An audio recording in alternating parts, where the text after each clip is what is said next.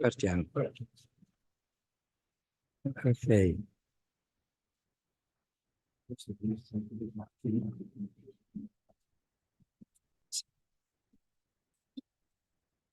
Okay, so thanks a lot, first of all, to Jerry for having the idea of presenting this book on at Svimets.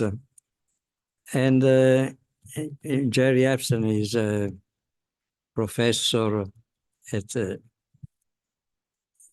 University of Massachusetts at Northampton, Amherst, and also a founder of Ferri, Political Economy Research Institute.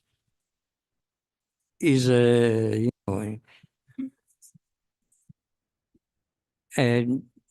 economist, I have to say, a militant economist in a way.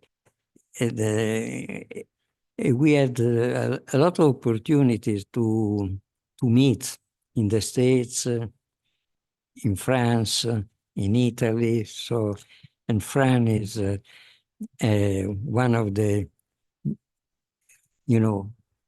accompanying this meeting with the Lilia, etc. So we are close friends and also confronting on many problems. And I think that this book,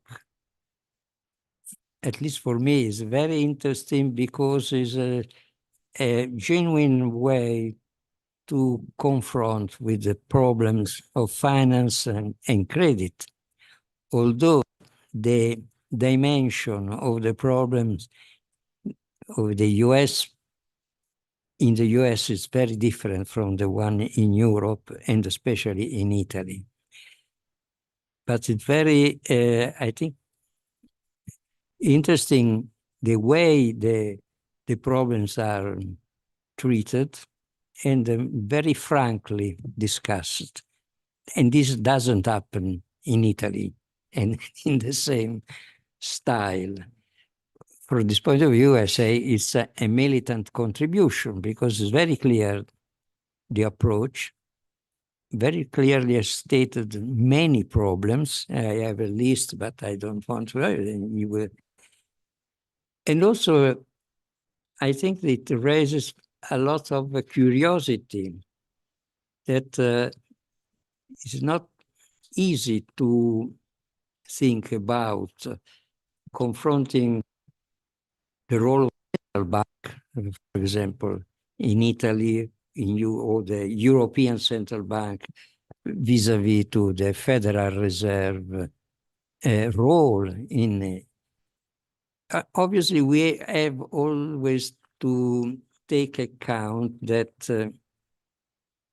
the role of the Federal Reserve is something very different from also not only from Bank of Italy, but from European Central Bank, because the Federal Reserve has to do with the dollar, and that is a completely different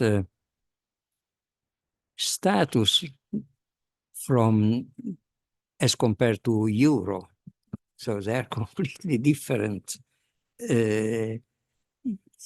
how to say, role at the world economy, and especially looking to Italy, obviously it's another. But I found anyway the same sensibility to territorial consequence of this, of the problem. Sensibility that doesn't show very much in the Italian case. That should be a case where the financial and credit problem should be very much at the frontier of policy of,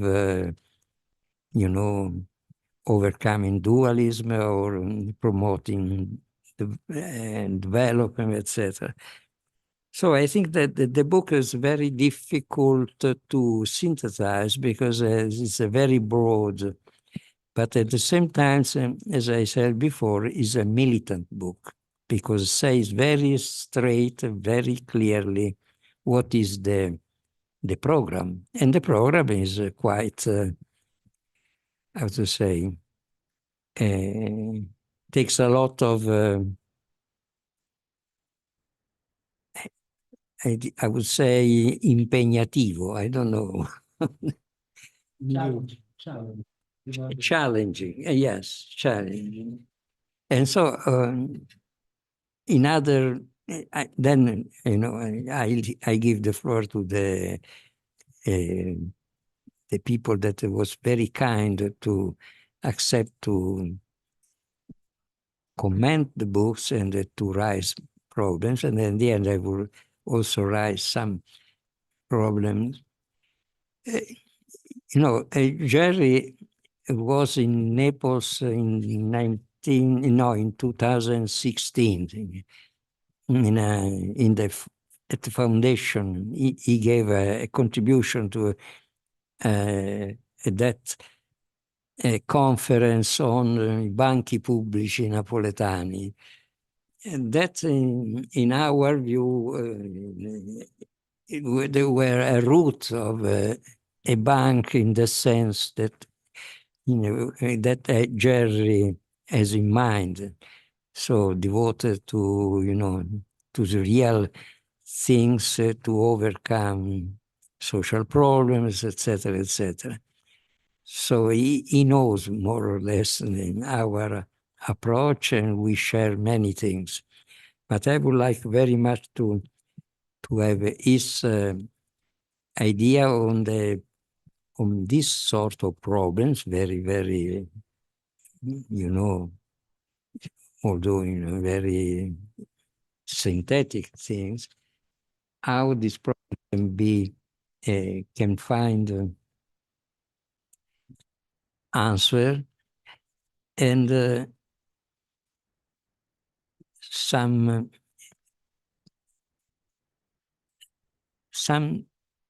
approach that maybe he doesn't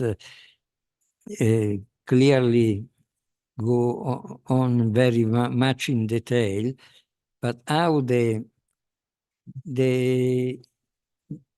American system, in a way, is potentially much more oriented to territorial problems.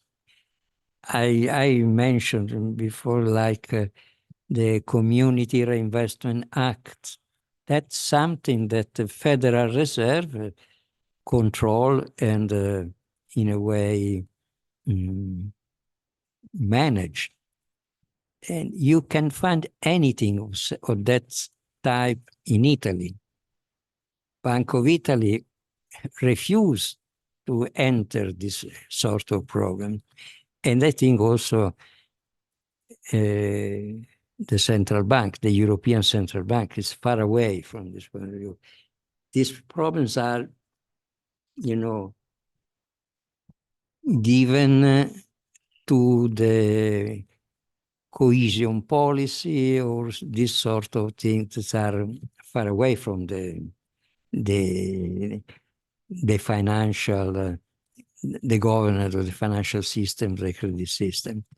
And I think that is a very interesting part of the book, that although in a problematic way, because they say that it's a sort of struggle, that sort of private banking that is anyway developed in several states or by law, and the Federal Reserve that is dominated by the bankers club.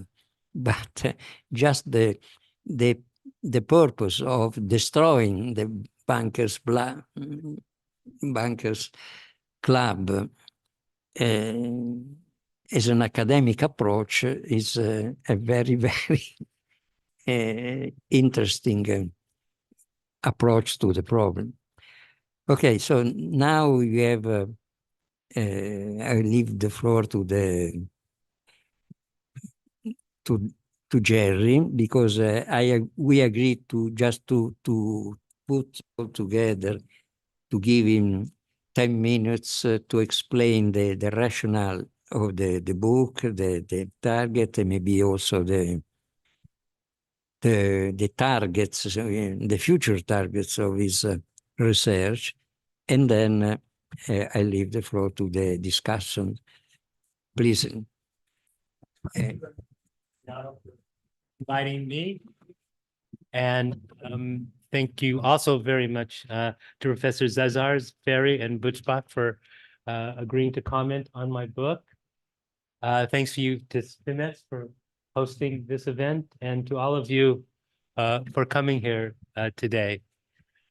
As you know, and as Adriano just said, today we'll be discussing my book, Busting the Bankers Club: Finance for the Rest of Us. I have little cards here if you want more information, and there's also this here about it. Busting the Bankers Club is about the outsized power of finance in the United States, economically and politically. Though my book focuses entirely on the United States, I believe that many of the questions and issues I raise apply perhaps in modified form to other countries, including perhaps Italy in some ways, as Adriano suggested, and here in Europe more generally. Now, to be clear, I believe, and as I think all of us here do, that finance is very important for an economy. It's a crucial aspect of the economy, and we need a good financial system that will work for all of us. But the problem is the current financial system in the United States and in perhaps other countries, and is not working very well for all of us. In the book, I ask, how does this finance industry, the mega banks, especially like JP Morgan, Chase Manhattan Bank, Goldman Sachs, how do they sustain their economic and political power and the huge incomes of their CEOs and investors, despite threatening major financial crises every 10 years or so, while demanding bailouts from the government and the taxpayers on a frequent basis? Now, some argue that these financial giants are so big and powerful because they provide such valuable services to our economy, that these bankers are, in other words, essential workers. But my book argues that, and provides evidence, that these banks and private equity firms, hedge funds, what people generally call Wall Street, are actually, on balance, a net drain on our economy. That is because of their misallocation of human and financial resources, the frequent financial crises they cause, and the outsized profits and incomes they extract from society. So how do these financiers sustain their power and wealth despite these problems? And the answer I provide is the Bankers Club, which is the powerful group of allies that the bankers cultivate and motivate to promote the interests of finance in Washington and around the country. My book details these club members and shows how and why they promote the power of finance. Note how important this club is in America. Survey after survey shows how unpopular banks are in America. I don't know if banks are unpopular here in Italy, but in the United States, people generally do not like the banks very much. Now, who is in the Bankers Club? The Bankers Club in the United States includes some regular suspects, people we would think are members: the big banks and financial institutions, the politicians that they pay through campaign contributions, etc., to protect them, to write helpful legislation, to appoint finance-friendly regulators. But there are other members who might be more surprising. Take, for instance, the Federal Reserve, who Adriano spoke of. I call the Federal Reserve the chairman of the club. The Fed sees the world through finance-colored glasses. With its monetary policy tools, its regulations, and its lender of last resort actions, the Fed often puts the interests of finance ahead of those of society at large. I will say a bit more about this, the Fed, a bit later. Other members of the club include many financial regulatory agencies. It includes the lawyers that work for them and for the banks. Then there's these regulatory agencies, for example, include the SEC, the OCC, et cetera. Then there's the CEOs of non-financial corporations who often side politically with the banks. Now, this differs from what happened to the Great Depression, when many industrial corporations turned against the banks. But these days, they are very closely aligned politically. And then there are all too many in my own profession, our own profession perhaps, economists who create theories based on poor assumptions that try to justify financial deregulation while claiming that free markets are the best of all possible worlds. This club, at the cost of millions of dollars, was able to dismantle the New Deal financial regulations from the 1930s that were the foundation of a relatively stable and efficient, though highly discriminatory against African Americans, women, et cetera, post-World War II financial system that was very successful in many ways. Some called this system boring banking because there was not as much speculation, not as high incomes, but it worked, kind of in a boring sort of way. This deregulation ushered in our current system of what I call roaring banking, which continues to plague our economy today. It continues. A few years ago, these bankers threatened the stability of our financial system once again with the breakdown of Silicon Valley Bank, Signature Bank, Silvergate Bank, et cetera, while lobbyists and politicians are pressing forward to bring dangerous cryptocurrencies closer to the very core of our financial system, which also is, I think, very dangerous. Now, Busting the Bankers Club tells this story on two tracks. The first is a historical narrative that runs from the Great Depression and the New Deal to the Great Financial Crisis, the Dodd-Frank financial reforms, and the current period. The second track is an analytical track. It discusses the structure of the Bankers Club. It names names and describes the Bankers Club's underlying macroeconomic and financial dynamics. One of the experts I interviewed told me that, quote unquote, Wall Street thrives in the dark. It's hidden and deliberately so. My main goal in writing the Bankers Club is to shine a spotlight on these problematic financial institutions and markets, as well as on the activists and institutions who are fighting to try to reform our financial system. I call these critics and activists the club busters. I've tried to explain confusing terms like the melange of financial products that were implicated in the Great Financial Crisis, CDO, CDS, CDO squared. I try to explain these so that lay people can understand, so they can understand what drives the financial system and how to change it. Among the questions I try to answer in the book are these. First, what holds the Bankers Club together? The answer I give is that it's a nexus of payoffs. Financial institutions give campaign contributions to politicians, offers them and their staffs lucrative jobs when they leave office. Financial firms hire economic consultants and sometimes gives money to friendly economics programs and departments.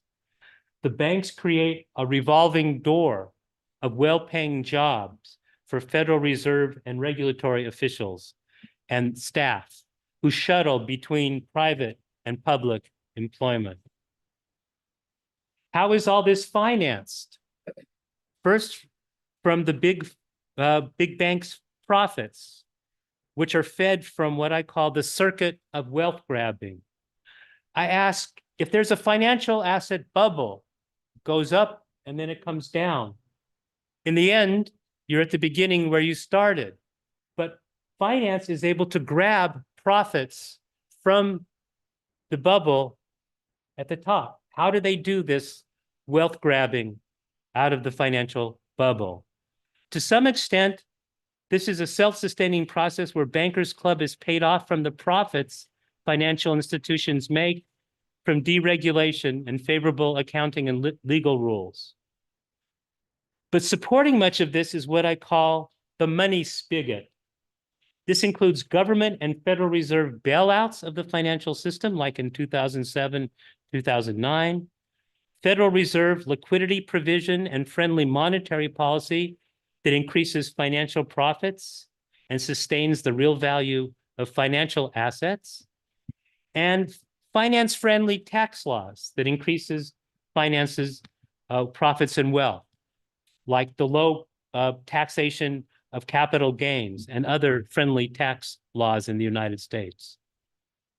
Underlying this circuit is government-sanctioned private bank-based, the government-sanctioned private bank-based monetary systems that allows private banks to create money. We all have these systems. It's the source of endogenous money. In principle, for this privilege, the government should require these banks to act more in the public interest. But in practice, in the United States, the mega banks usually take the money and run. Now, I don't have time here to discuss all the members of the Bankers Club. In the book, I have chapters on lobbyists and politicians, financial regulators and their lawyers, non-financial corporations, and economists. But I will focus with my time here on the chairman of the Bankers Club, the Federal Reserve. Now, it's commonly believed, especially by economists and the educated population more generally, that the Fed should be independent. But the meaning of this statement and this term are not well understood. You might be surprised to hear that Milton Friedman, in 1964, wrote that the Federal Reserve should not be independent because if the Fed were independent of the government, it would be too dependent on commercial banks. The point is that as a powerful institution, the central bank is inherently a political entity. To enhance its autonomy and its political power, the Federal Reserve tries to cultivate a constituency, usually the finance industry, to defend its autonomy from the government. In return, the Fed provides favors, including favorable regulations, favorable monetary policy, and bailouts, lender of last resort actions, to the financial institution. Hence, this is why I say the Fed is the chair or an important member of the Bankers Club. In fact, constitutionally, the Fed is under the authority of Congress in the United States. That's in our Constitution. In principle, then, the Federal Reserve is a democratic institution. Now, after long political struggle, Congress has imposed a dual mandate on the Fed. The Fed must strive for high employment and stable prices. The European Central Bank, as you know, has a single mandate, low inflation or stable prices. But in practice, the Federal Reserve has almost always placed top priority on keeping inflation low. These days, 2%. Why? Well, our research, my research with some graduate students and colleagues, suggests that this focus on low inflation primarily reflects the preference of creditors, the financial industry, the bank, the Bankers Club. There's evidence that this monetary policy can worsen income and wealth distribution in the United States, and it can harm economic growth. Because the US dollar is the key dollar in the world, and the Federal Reserve sets monetary policy for most of the world, this focus can also have bad impacts on other countries as well. The solution to this problem, I argue, is we need a broader representation of stakeholders in the governance structure of the Federal Reserve. Now, importantly, busting the Bankers Club is not just about the Bankers Club, but it's also about the club busters, the individuals, organizations, and groups that for years have been fighting for a better financial system in the United States. We have lawyers, economists, activists, congresspeople, senators like Senator Elizabeth Warren, Senator Bernie Sanders, who for years have been trying to reform the financial system in the United States. The last section of my book addresses financial reform of the type that the club busters in the United States have proposed. I interviewed many of these people, and partly from my own work and my interviews from them, I have come up with a series of reforms that I think would make finance work better for the rest of us in the United States. My reforms consist of three types. First is better financial regulation, where I argue for more comprehensive and stricter regulation. The second, and Adriana referred to this, is that we need more publicly oriented financial institutions in the United States. By publicly oriented, I mean not only government institutions, but public-private partnerships, community banks, other kinds of financial institutions that have a social mission, a public mission, and not just a mission to maximize their profits.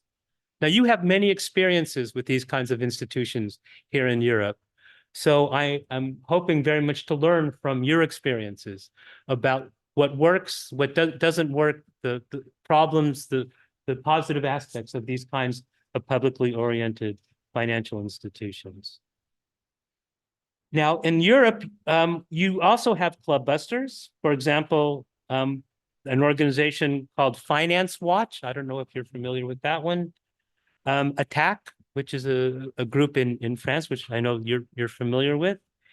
I'd like to learn more about club busters here in Italy that you have who are trying to reform the financial system. I imagine many of you, I know Adriano has been involved for much of his career in trying to make the financial system work better here.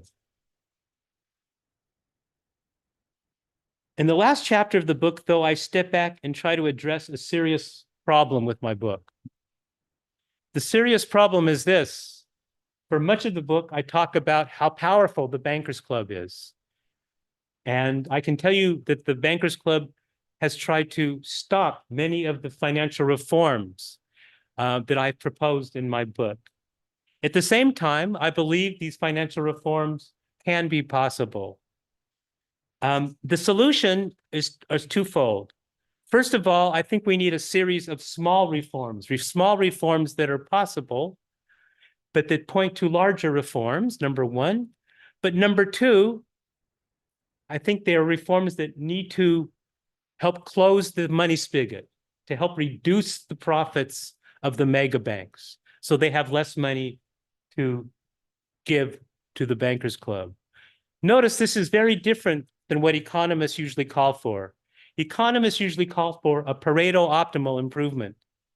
That is an improvement that can help at least some people without harming anybody else. I argue for reforms that will actually harm the profits of the mega banks in order to help reduce the amount of money they have to build and pay off the Bankers Club. But more generally, we need to actually protect and broaden democracy in the United States by reducing the amount of the role of money in our political system. Now, at the end of my class, when I teach my students my book, I urge my students to get involved and to become club busters. I hope some of them will. Thank you very much for listening to me, and I look forward to your comments and your suggestions.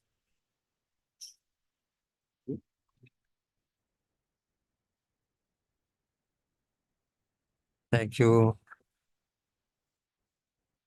Jerry, for, I think, very precise introduction on the mission that is involved in the book. So now I think I try to go on with the people commenting the book, starting with Alberto Zazzaro. Yeah, okay. Alberto Zazzaro is Federico II of Naples, the professor, and he comes from Ancona, Professor Alessandrini, so there is a line of monetary policy and theory behind his career, and so I think it's very, very well suited to understand also the political aspects of the book. Thank you, Adriano, and thank you, Jerry, for the opportunity to read this very interesting and welcome contribution to improve our understanding of financial economy. This is a really wonderful book written by one of the most original and subtle scholars of modern financial institutions. Generally speaking, I enjoyed very much to read this book from the first page to the last page. And I have to say that I more or less agree with 99%, just not say 100% of the thesis that the author present in the book. I prepared some slides just to help myself in discussing the book. At the beginning, I start here. Great. I want to start just to recap the book, and then I will discuss very shortly three issues among the many that the book opens, how to say. The starting point is a well-established view of finance, according to which, and here I mention just the author that Jerry mentioned in his book, but of course the pedigree of this tradition is immense. The idea is that finance has two phases. One is the Dr. Jekyll's phase, according to which finance is a very important source of growth, of wealth, or well-being that is crucial in order to move the society and the economy from a family and hereditary, I would say, capitalism that is bounded by the endowment of initial wealth, to a productive capitalism in which money flows to those both business and households who are endowed with, generally speaking, the best project in terms of entrepreneurial project or life project or whatever, and have the best personal skills to achieve this project. In this way, create a clear increase in welfare and in productivity. But of course, there is also another phase, the Mr. Hyde phase, according to which the finance becomes a source of inequality, instability, possible crisis, and above all of chronic capitalism that is the opposite of probably is even worse than the family capitalism, that is characterized by the private, as we well know in Italy, by the privatization of benefit and socialization of risk and losses, as the author says, but as I told you. So the author wonders which phase will shine at any given time. Of course, there is, in a sense, a natural pendulum between phases of crisis and phases of financial soundness.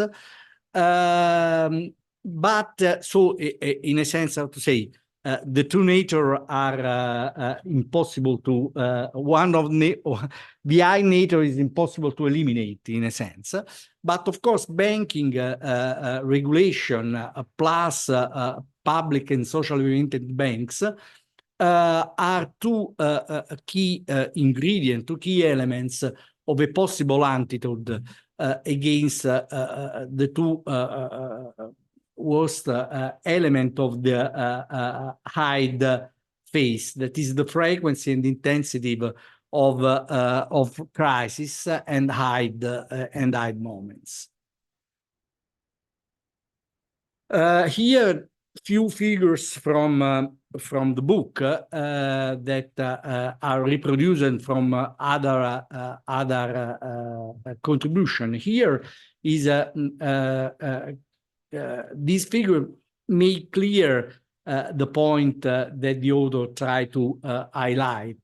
As you can see, there is a natural up and down of alternance of phases of a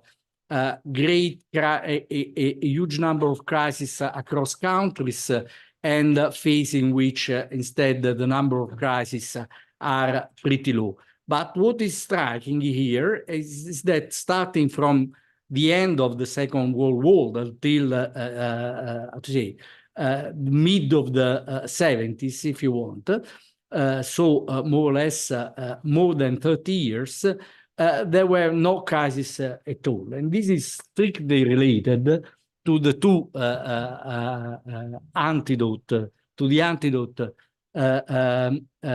imagined by the author, that is by financial regulation and public banks. So this, in a sense, is a clear indication that the two element is key in order to reduce the number of crises. Here is another very well-known graph reproduced by this paper by Philippon and Reshef, in which there are two lines. The green lines is an indicator of financial deregulation around in the US, while the red lines is the relative wage in finance with respect to all the other manufacturing and other non-agricultural, if I remember correctly, sector. As you can see, there is a clear correlation between these two lines. That is, when the regulation, financial deregulation is low, as actually this index is negative. So a moment in which the financial system is highly regulated, the wage, the power in terms of ability to create income of the financial system is pretty low, or at least is in line with the rest of the economy. Then when financial deregulation is up, immediately financial wages skyrockets and become 2 times on average with respect the wage that are gained in the manufacturing sector. Same once again, this is in general the growth of financial sector with respect to the US GDP. As you can see, once again, if you are during the period, if you look at the period in which the financial of the boring banking, to use the words of the authors, there is an increase, of course, in the size of financial sector, but is pretty smooth. Starting from the mid of the 70s or the beginning of the 80s, the roaring banking of the role in banking take the floor, if you want, and there is a huge increase in the size of the financial sectors. And finally, if you look at this is a very interesting data that we find in the book, that is what happened to the growth of real income during the last century, if you want. So during this period, that is the boring banking period, as you can find, not only the real income growth at high pace, more than largely more than 2%. But what is very interesting is that both the real income of the top 10% of the income distribution and the 90 of the bottom 90% of income distribution both grows, and even the performance of the poor, if you want, or at least the not very rich, I would say, is even better than the rest of the economy. During the last 30 years, the general contribution was much lower. But what is striking is that the contribution for the top 10% of the income distribution was still pretty positive in sense that we are around 2%, while the contribution for the rest of us was pretty different and even negative. Now, of course, the question is pretty simple. How to say? The question that the average student at the first year after reading this data would rise, of course, is pretty immediate. If we know both from the theoretical and empirical point of view, which are the main requirements for a socially productive financial system that we had during the 20 years after the Second World War, then the question is, why don't we have one of these systems, of course? And here the answer is what is the core of the book. The point is that, unfortunately, there is an additional pendulum that add to the Dr. Hyde, Dr. Jekyll and Mr. Hyde pendulum. And this is the pendulum between the Bankers Club and the Club Buster, and concern, in a sense, the antidote of this against the Mr. Hyde phase. And then you have, of course, the Bankers Club that fights to have free hands in deregulated market, whereby free hands means free hands in setting interest rate, both on the liability and the asset side, expanding in size, type of activity, and geographic reach. This is very important in the US because until the end of the Glass-Steagall Act, banks could not operate throughout the United States freely.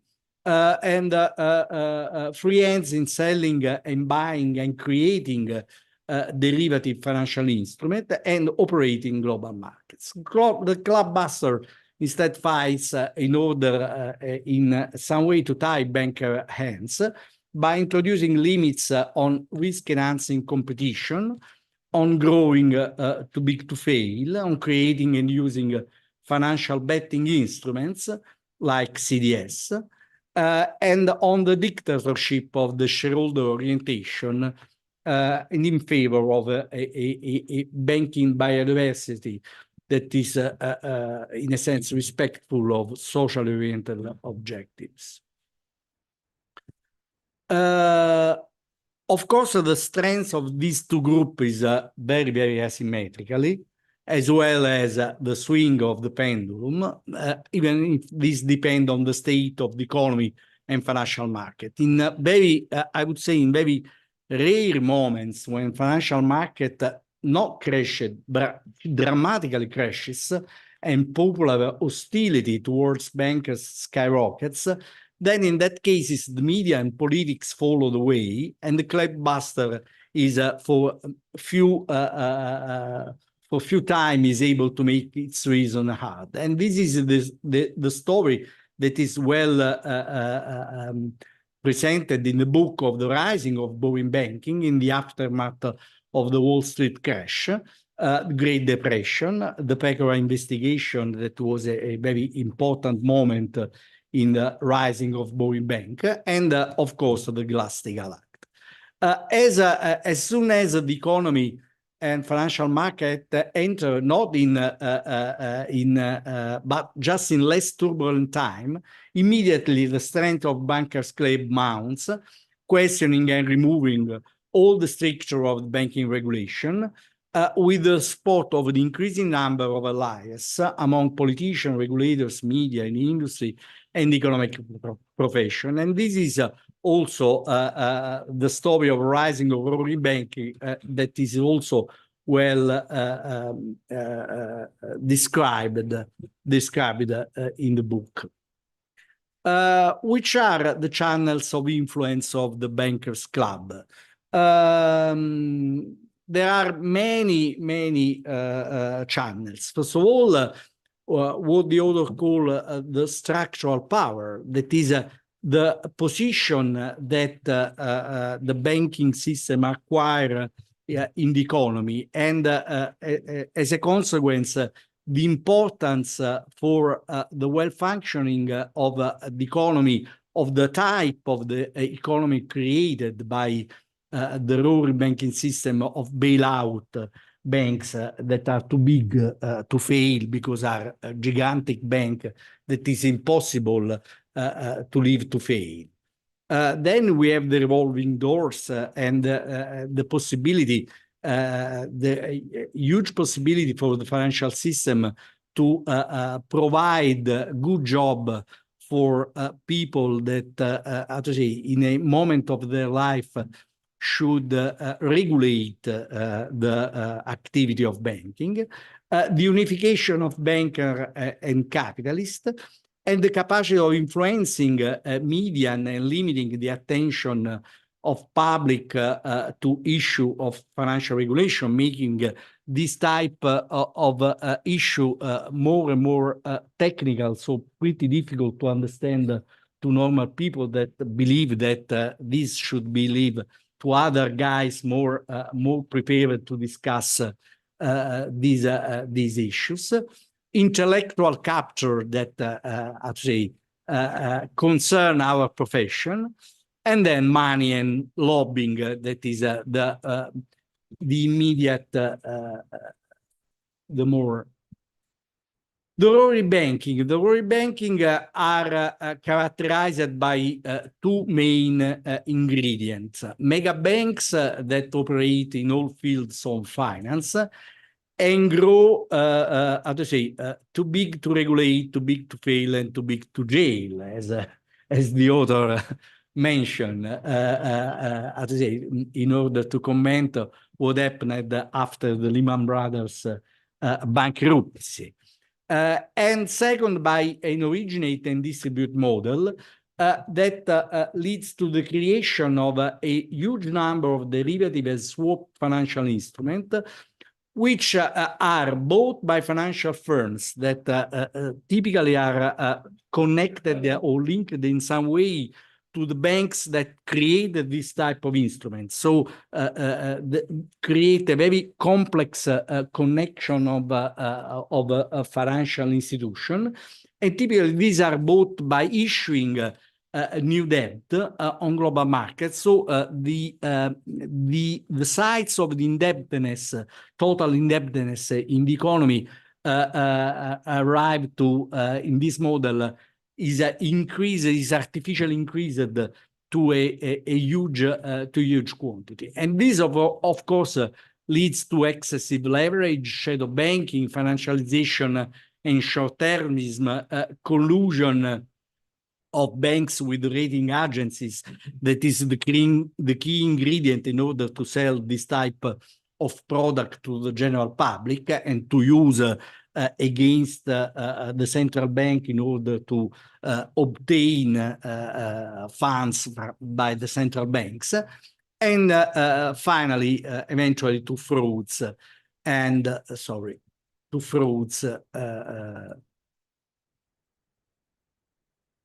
Let me check where we are. Okay. Now, what is to be done?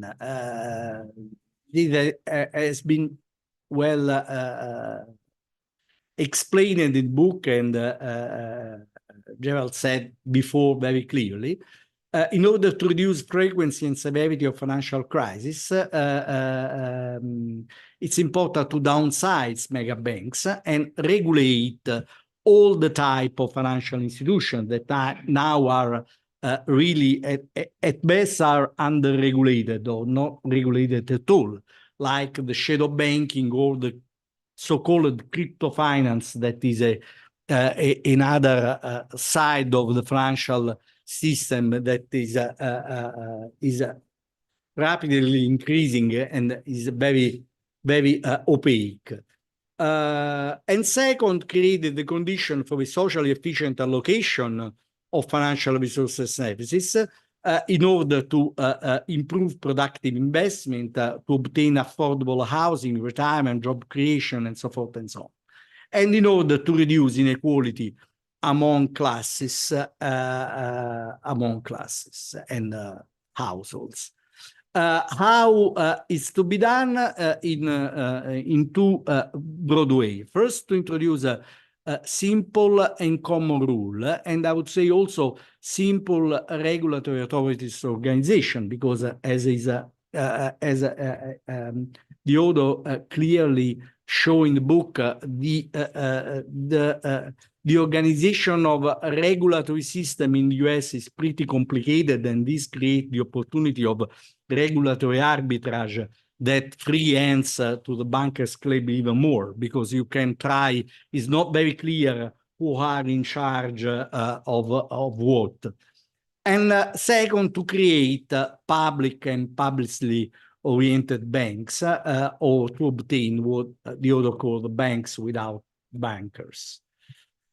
Now, this is how I read the book, of course, but now I want to discuss just three short issues. First, one point that is discussed in the paper, if bankers are essential workers or not. Second, if the bankers club is a domestic bankers club, such that each country has his own bankers club, or there is a global bankers club that operate worldwide. And finally, which is exactly the aim of the bankers club.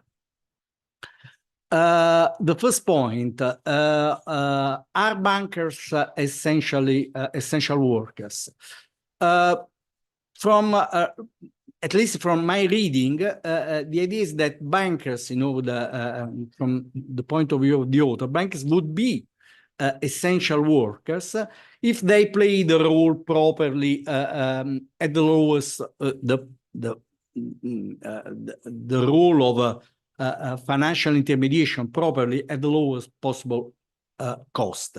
Where the role are the optimal allocation of financial resources, physical resources, and human resources, risk diversification, and to provide an efficient payment system. So in order to, if the financial system is able to allocate resources correctly and in the proper way at lower cost, these would make banker essential workers. The answer, of course, is a big no in the book. Here, the author provide, how to say, a tentative measure of the cumulative cost of this rule in banking. Is, of course, our inputted cost is pretty difficult. Is a brave exercise to try to. We're crazy. Yeah, no, I say, but of course, is what matters here is not the exact number, of course, but the order of magnitude. And if we are in the higher bound, we are in, how to say, 3 years of US GDP is the cost of rolling back. So we are in even if we take the half of this number, is still a huge number, $70,000 billion. So really a huge number. Now, my point is that in the book, honestly, is not very clear what does it mean essential, because at certain moment seems that the idea is that essential is simply synonymous of useful. But this is perfectly in line with the I would say the traditional way in which economists look at workers, if you want. In this case, of course, all trades and all earnings that freely occur in the market are by definition useful, because, and therefore by definition essential. It's impossible to distinguish essential or useful with respect to harmful workers. Of course, the only point is that if you are market imperfection or other source of powers for sectors, in this sense, banks could become inessential, in the sense that they waste resources, they spend more resources than what this is necessary. But of course, there is a different tradition in economic thought that go back to the physiocratic and classical. And what is interesting and the very often mentioned quote from James Tobin start exactly from the idea that he, how to say, he a bit very timidly says that he takes a physiocratic attitude distinguishing productive versus unproductive workers. And therefore, in this case, we have a different distinction in which we have productive workers that are those that are employed in the production of surplus, participating in the formation of income, and unproductive workers that can provide, of course, useful services in principle, as the many examples that Adam Smith provide in his book, but actually they are paid out of the surplus of produced by productive workers, and therefore in this case, in this sense, they are unproductive, not because they are not useful, but simply because they do not produce additional surplus. Now, if we take this point of view, of course, things becomes a bit different, because it's not a matter of market imperfection or if you want, inefficiency, but is a matter of the nature of financial instruments that bankers create, and of course, and the related revenues. Therefore, you have some services that participate directly in the production of surplus of the economy, and this is all the business and household lending. And then you have another field, independent if it's made efficiently or not, that instead is totally unproductive.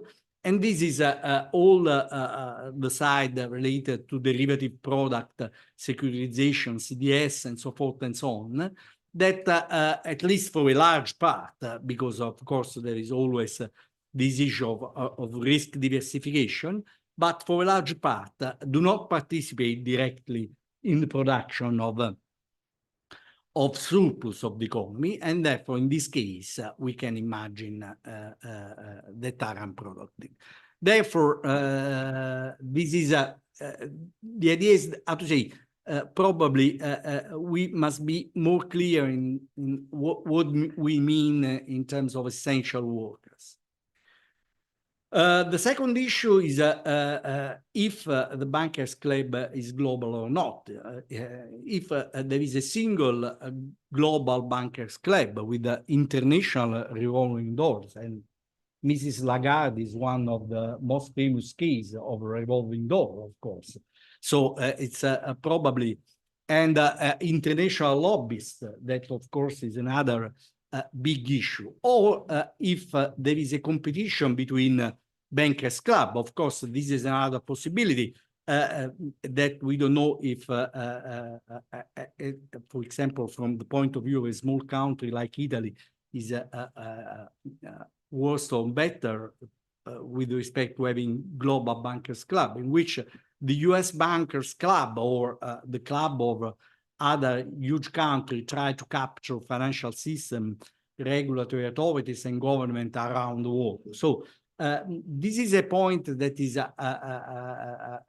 I think, merit a new book from the authors, because it's a completely different chapters, and it's very, and I think is very important. And also the role of international financial institution, IMF and World Bank. Now there is a large evidence that IMF and World Bank intervention, both in terms of loan granted and conditionality introduced in their program, respond to the pressure of the US and G7 political interests. And there is huge evidence on this side. Less studied is if this intervention of IMF and World Bank respond to the interest of the global or of single bankers club. And would be very interesting to have empirical evidence on that side. The last point is on the aim, if you want, of the bankers club. Here, the words of the authors: the key source of the bankers' power is the enormous amount of money and wealth. Here, wealth, I suppose, wealth for them, not wealth for the economy. Wealth for them that the Roaring Bank generate, because this in this sentence could be a bit because one could interpret that the Roaring Bank create a lot of wealth for the economy. That is pretty Roaring Banks generate, and that this club use to feed exactly the club. And as very interesting, the author says in the book, this leads to the idea that reforming finance for all of us is not a Pareto improving exercise. And this is a very important, very honest way to present the issue. Very delicate, because of course any reform that is not Pareto improving, especially if goes to heart a very strong part of the economy, is very difficult to make. And once again, the word of in the words of the author, the key is to undermine these sources of bankers' money. Otherwise, they will be able to block the financial reforms. Here, the source of power, but it's not clear which is exactly the aim of the bankers' club. If how to say, if the aim is money, so to make more money, or is just to gain power, or if you want in the Hirschman parlance, if it is a matter of interest or is a matter of passions. And now the issue is very, I think, very important and timely. See the very complicated moment that we are living. And this is not clear, because you can imagine that the interest of global bankers, in principle, if money is what drive global bankers, this could be a good news for the stability of the world in this very complicated moment of our life, because the interest of global bankers, in principle, could be able to contain the destructive passion of men and the tendency to extend war around the world. If instead what drive bankers are power, a passion per se, now it's possible that a bankers club is a further contribution to fueling destructive passion of the banks. Therefore, I think that it's important to understand which are the aim, a part of which are the source of the bank power. And at the end of the last 2 pages of the book, I think that the authors go in the direction of the idea that power is the true aim of the bankers club, more than wealth and money per se. And here are 2 sentences from the last pages.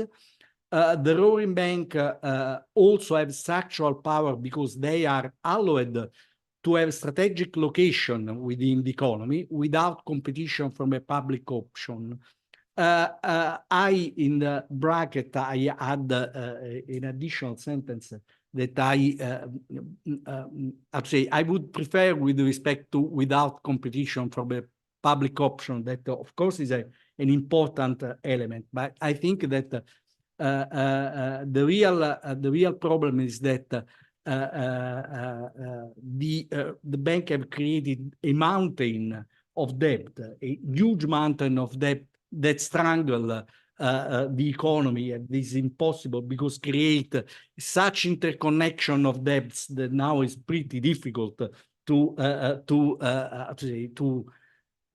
eliminate power from the bankers club. And in blue, the final sentence, that taming the power of bankers club will require much more than limiting the money flow and reducing the bankers' threats to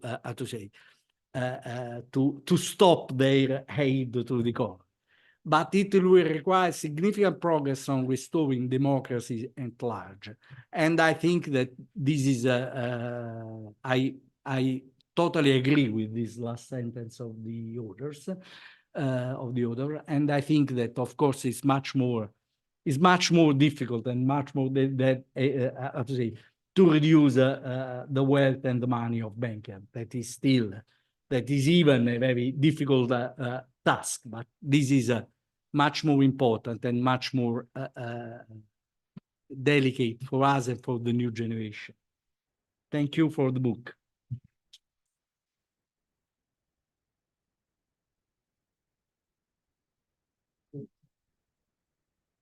Grazie. Thank you, Adriano, for giving me the opportunity to read and comment this book. And congratulations to Jerry for writing this book. He gives a lot of credits to many people, and he's very generous towards students, which is not common among in our profession of teachers, lecturers. Congratulations for the breadth of the arguments, of the documentation. I will only cite a couple of these issues. One is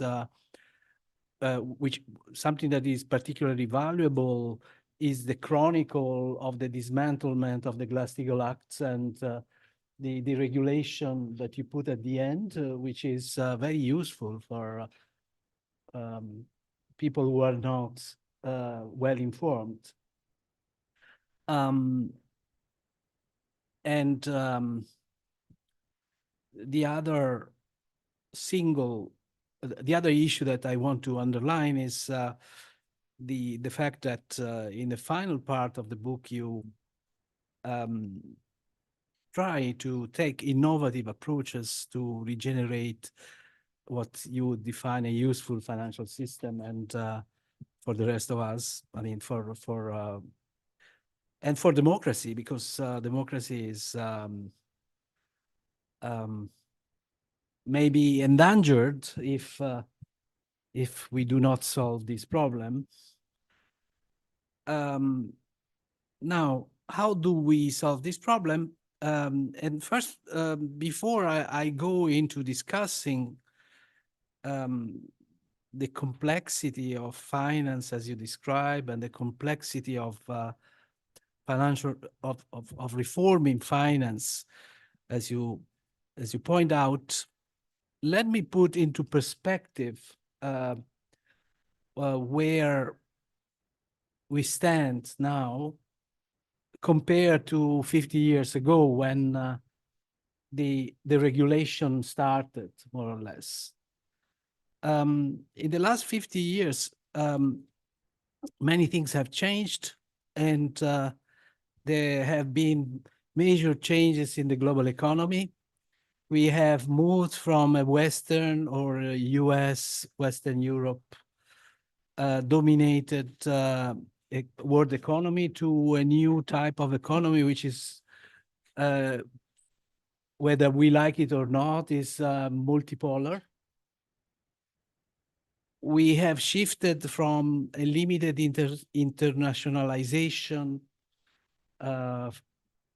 before the 80s to something that has sometimes been labeled turbo globalization. We have switched from untamed export-led growth models at the periphery of the world economy to emerging economies' financial crisis.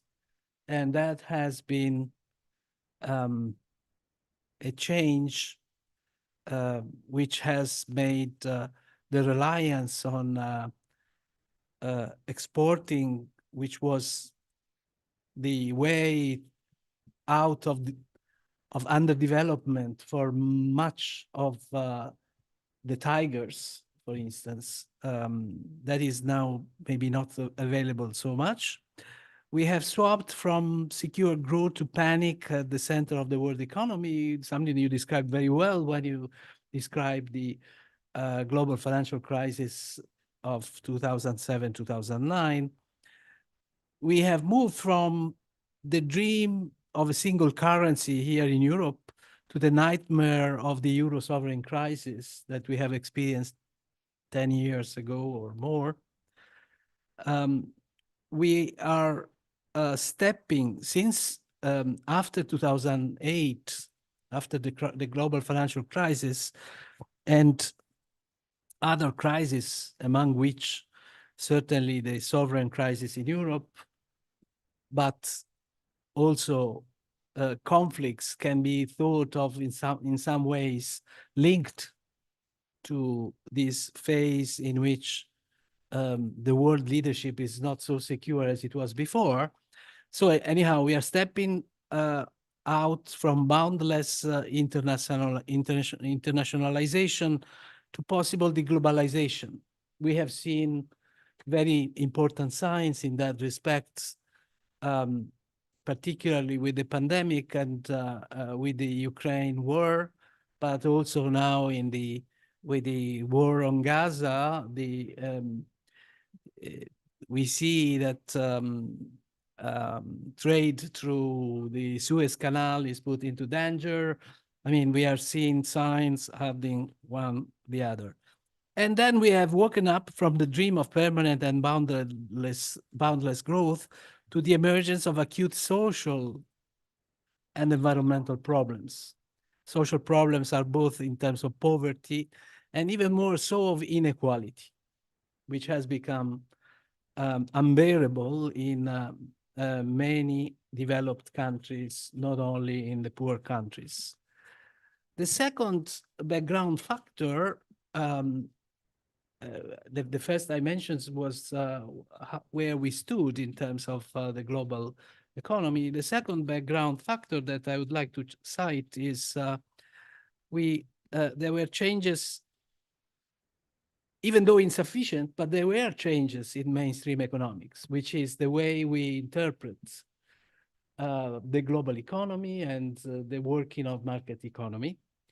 And let me tell you that I found very appealing something that happened in the aftermath of the global financial crisis. And it was a very emblematic episode when Queen Elizabeth II visited the London School of Economics on the occasion of the grand opening of a new academic building. And reportedly, the Queen asked Professor Luis Garicano, who was the director at the time of research at the London School of Economics Management Department, how the breakout of the global financial crisis could have taken so many economic experts by surprise. Describing the financial crisis as awful, the Queen inquired that since the meltdown was so massive, why did nobody notice it? Apparently explaining the origins and effects of the financial crisis, Professor Garicano told the Queen, at every stage, someone was relying on somebody else, and everyone thought they were doing the right thing. Now, clearly, Garicano's answers to the naive question by the Queen was not convincing. Why was everybody following the crowd? And everyone thought they were doing the right thing. And the inability to answer the simple question called into question the validity of the neoliberal dominating approach to economics. And even though we know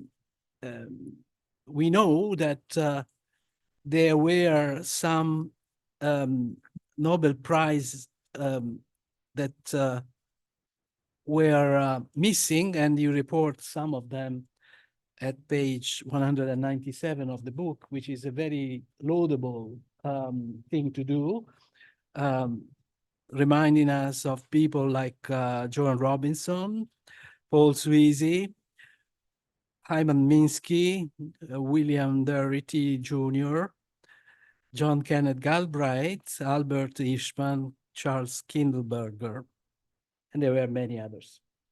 That I had one of them as my teacher at NYU, William Baumol. He should have gotten the Nobel Prize, and he never got it because of ideological pressures.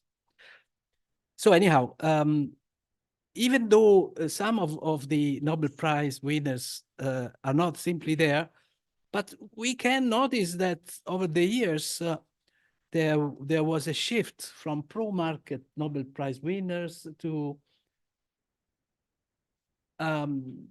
authors that had a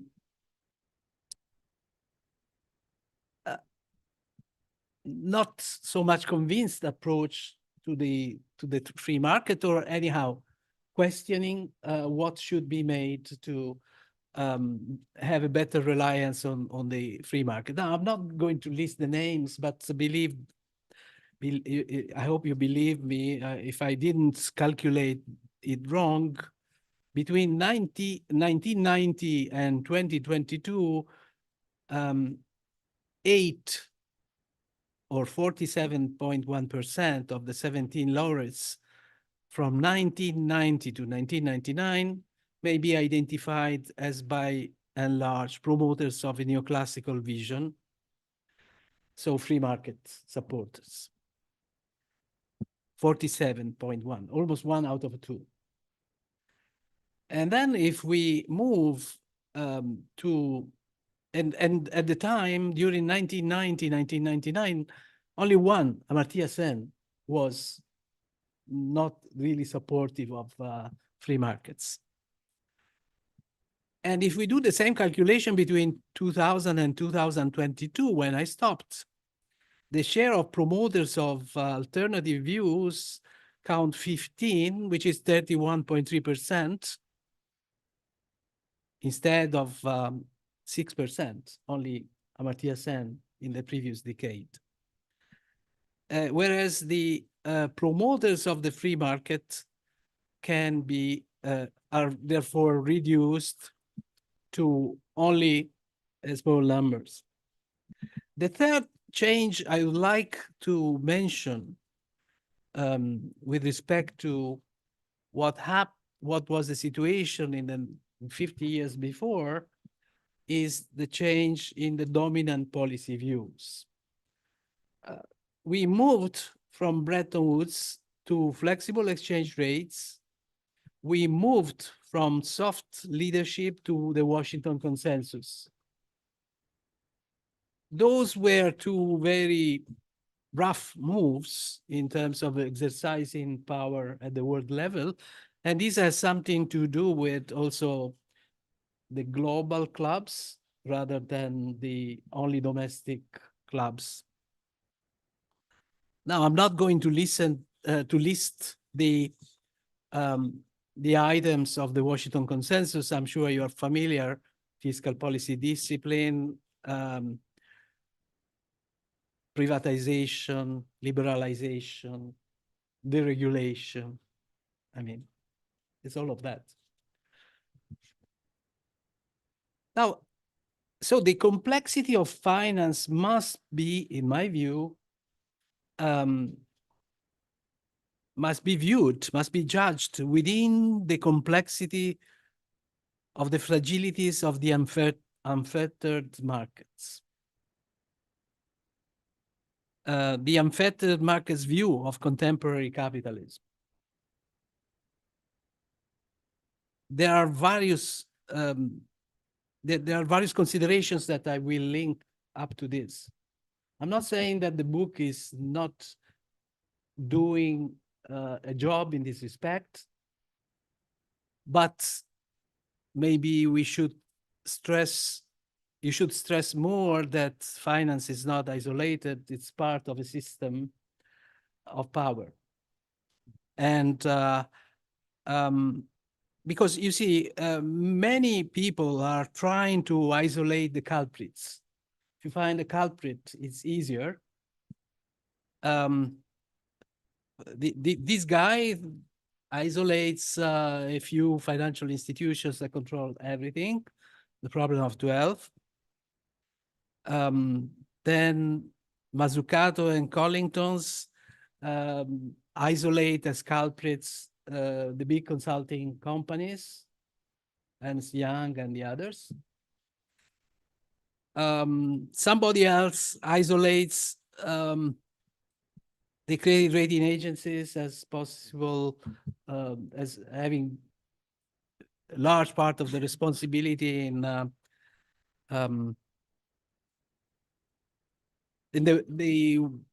bad functioning, in the malfunction of the financial markets.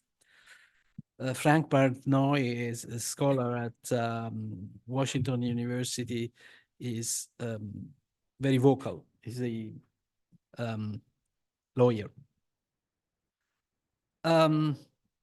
Most recently, I had the opportunity of visiting again the US, where I lived 5 or 6 years of my life, first as a graduate student at NYU, and then 1 year as a visiting scholar at Princeton University, and then a couple of years at working at the World Bank in Washington, D.C. And it was funny because I came with my family because I wanted our daughters to see where I had lived when I was young.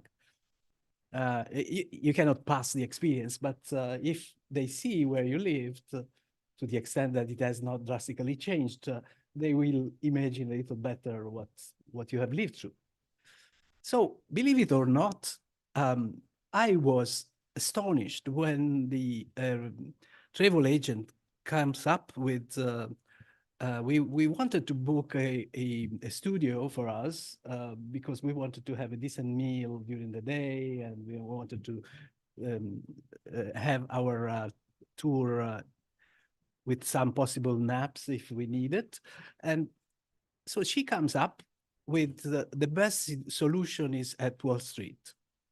I was appalled. And then we were located exactly on Wall Street and the East River, because with the change in the reduction in the need for office spaces, they have promptly restructured into that. So anyhow, it was very interesting. But the complexity of finance within the complexity of the unfettered markets view of contemporary capitalism This complexity makes busting the bankers club a very complex task. And you are perfectly aware. And reforming finance is the first step within a broader reform agenda to restore a true democracy, as much today as it was in the 1930s. And I was very happy to find your reference to the Pecora committee and things like that. So that's why, in order to take this first step of reforming finance, you need to have a very special window of opportunity. The window of opportunity was there in 1932. The window of opportunity has been lost by Obama. It was tragic not to use the momentum. But then things do not happen by chance. And we have to understand why the opportunity was missed in 2009. And it was taken in 1932. Not everything is predetermined.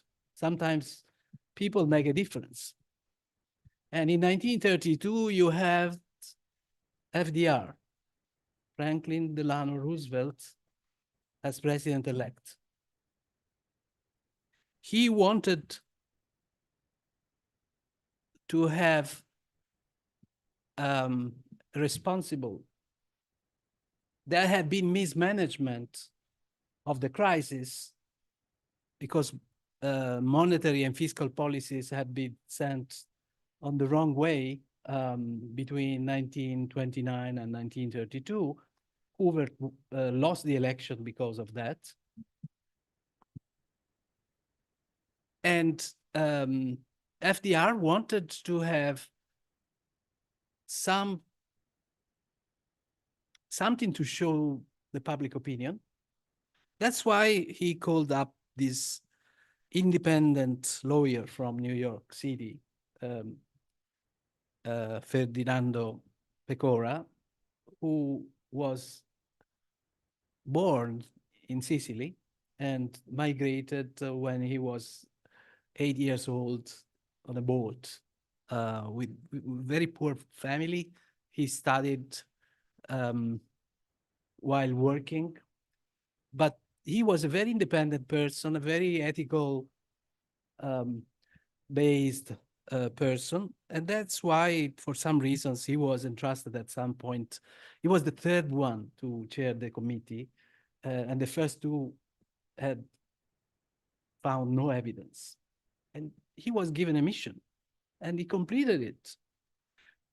The moment he had the confession of the bankers for their misdoings, the following day, everything would appear in the newspapers. So he would influence the public opinion, and there would be a reinforcing feedback effect. But again, he was asked, he was mandated to do that. And President Roosevelt, the first act he passed was the Glass-Steagall Act. And it is not by chance. It was a plan. Because first, you need to trim the nails of the big finance in order to trim the power of the big companies. Otherwise, you lose. If you don't do it when you have the window of opportunity, you will never be powerful enough. And of course, FDR did many other things beside the Glass-Steagall Act. But if he hadn't passed, history cannot be written on if. But if he hadn't passed the Glass-Steagall Act first, maybe he would have done the rest. So And here we come to the second explanation, 2009. Why wasn't the window of opportunity exploited by Obama? Well, first of all, the policies were not wrong in 2000, starting with 2007, 2008, 2009, even though somebody says that they should not let the Lehman Brothers go bust, but maybe this is the only error that was made. For the rest, monetary policy was very easy from the beginning. Liquidity provision was given, and fiscal policy was expansionary. So it was exactly the opposite of what had happened in 1929 through 1932. And not by chance, the president of the Federal Reserve was Ben Bernanke, somebody who had studied the 1930s and learned through his studies how the bankruptcies had been severely destroying the morale of the economy and the ability of the economy to recover.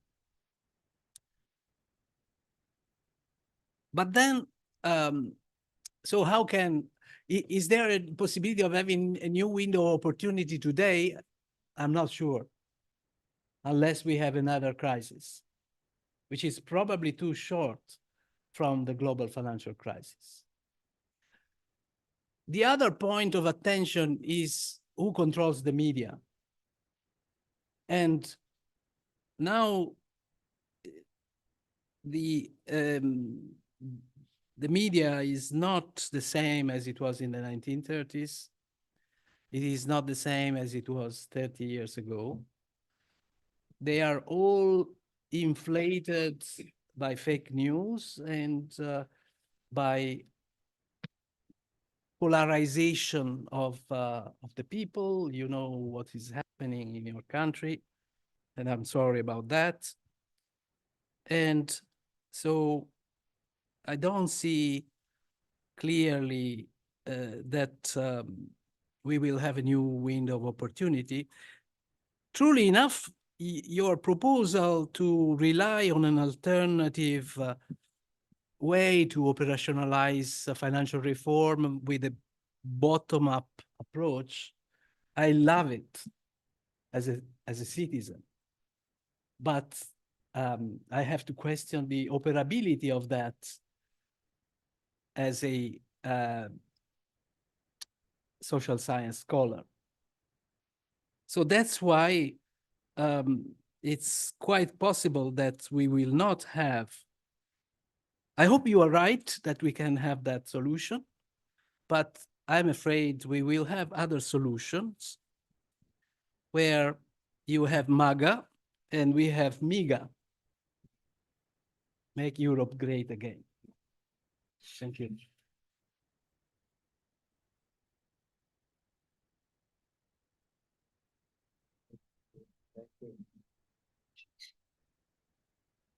MIGA is not in such a great shape since yesterday, but you know, we never know. We can still hope. Okay, so I'm going to be a bit briefer, I hope, than those who spoke before me. Thank you very much for Adriano and Giovanni for having me today and for giving me the opportunity to read the book, which is very interesting. And well, Alberto did a great job at summarizing it together with the introduction by Jerry. So I'll just say a couple of things about the book, about a couple of comments, and then I'll ask questions because the book raises a lot of questions. Okay, and so they might be interesting for you to have a chance to respond to them.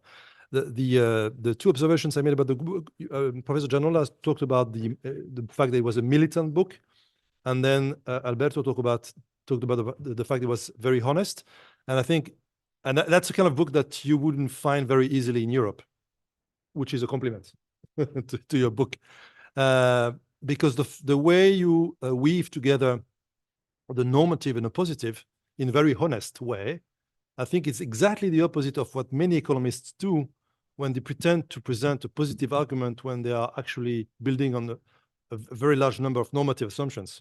So they advance like wolves, covered in sheepskin. And that's very often the case. And that's why I think your approach, which is exactly the opposite, is very refreshing. Also, the other very good thing, I think, we are professional economists mostly here, so we are scholars. But of course, especially I think in a US context, this book would be very empowering to read, and that's very good as well.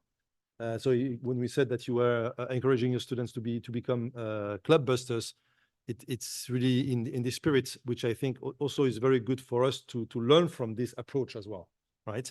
The fact that you and finally the fact that you delineate a series of alternatives, so you present the analysis of what's going on, and Alberto also summarized that why the banking moved from boring banking to roaring banking, and the role Bankers Club played in that transition.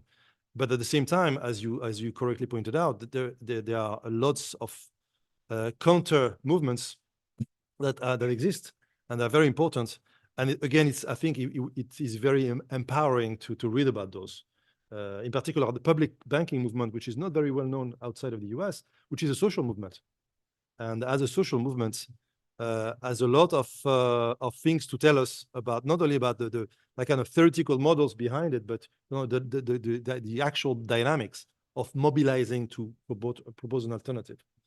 So, but I'm going to ask a few questions that were raised by my reading of the book, and that somehow are in line with the previous comments. My first question is the Bankers Club the problem? And so the point is, and I think we all agree that to some extent there has been a shift from boring banking to roaring banking, with a lot of side effects and negative consequences on the economy and society as a whole, particularly the rise of inequalities and things like that, and a more fragile financial system, higher concentration of wealth. But is the key problem the Bankers Club that objectively, and you present a lot of evidence to support that, and that's also very interesting how you combine kind of narratives with the personal experiences, with your dealing with the Congress, and some kind of more hard data about lobbying, revolving doors, and the like. But again, is the Bankers Club the problem, and in particular, is the power exercised by bankers the problem?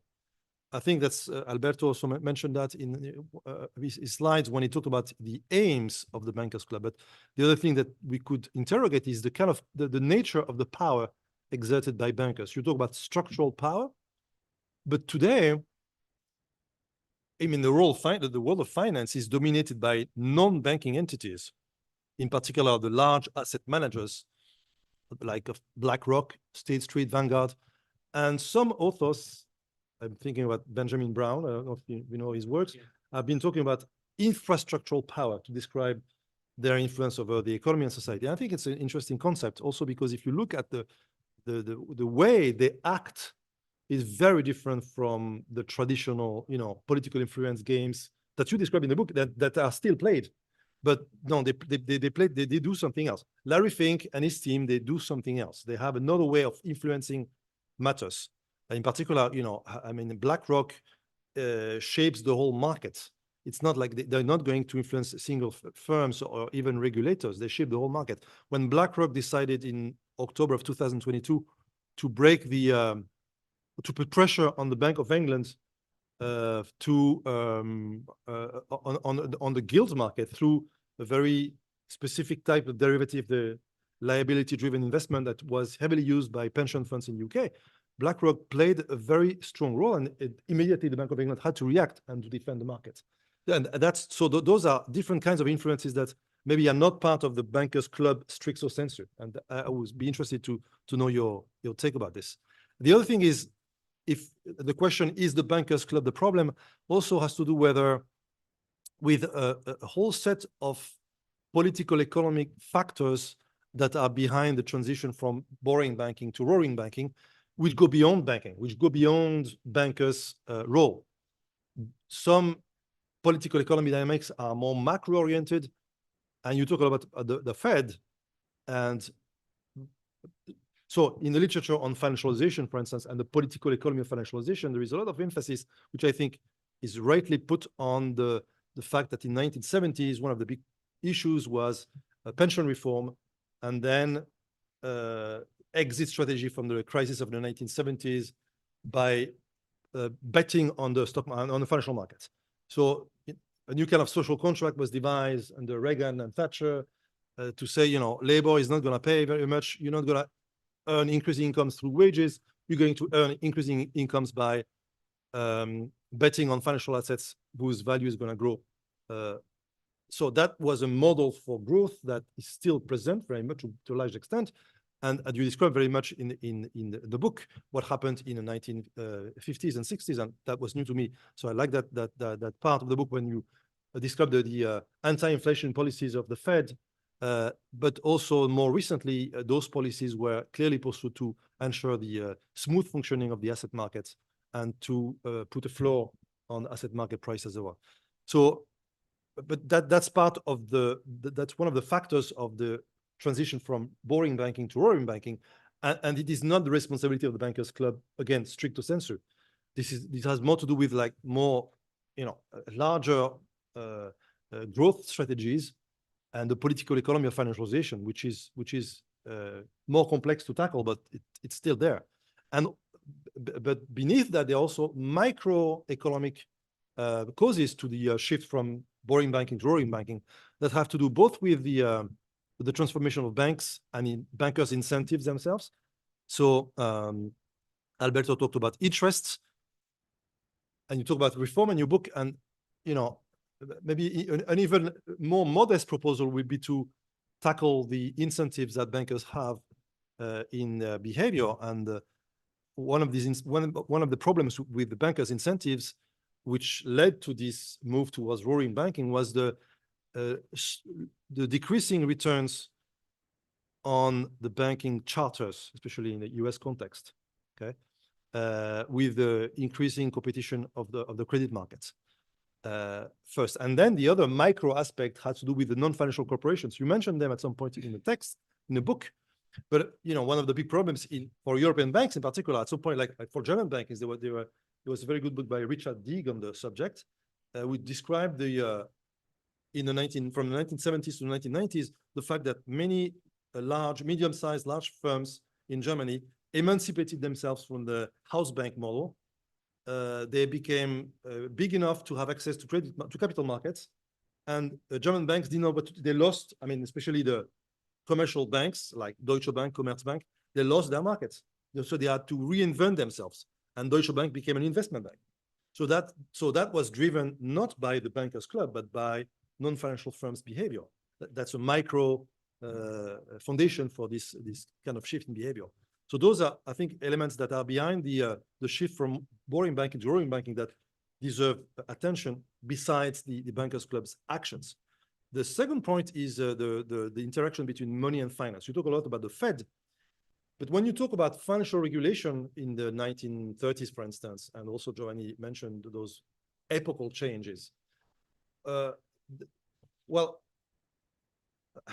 there is always more to say, of course, but I think there is also another part of the story that runs from money to banking, in the sense that and there are several works by US legal scholars. You mentioned Solo Omarova in your book, but I'm thinking of also Lev Menand and Morgan Ricks, and they've written about the history of banking supervision in the US.